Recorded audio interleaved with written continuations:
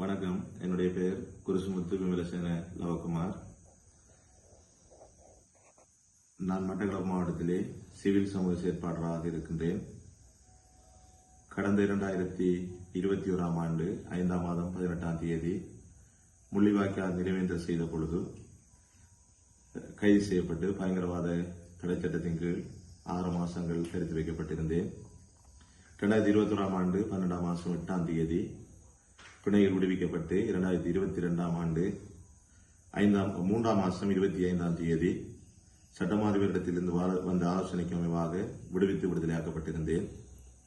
அதன் பின்னர் பயங்கரவாத மற்றும் தடுப்பு பிரிவினரால் கடந்த வருடம் நான் விசாரிக்கப்பட்டேன்.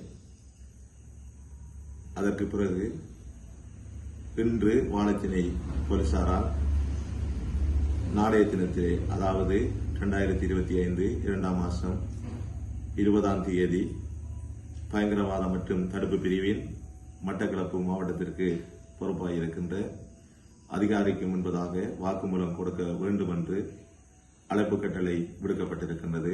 தமிழிலும் சிங்களத்திலும் அந்த கட்டளைகள் கிடைக்கப்பட்டிருக்கின்றது. தொடர்ச்சியாக இவ்வளமான விசாரணைகள் எங்களுடைய வடகிழக்கிலே நடந்து கொண்டே இருக்கின்றது. அரசாங்கங்கள் மாறுகின்றது, அரசியல் தலைவர்கள் மாறுகின்றார்கள், நாட்டின் தலைவர்கள் மாறுகின்ற பொழுது முகங்கள் மாத்திரமே மாறுகின்றது.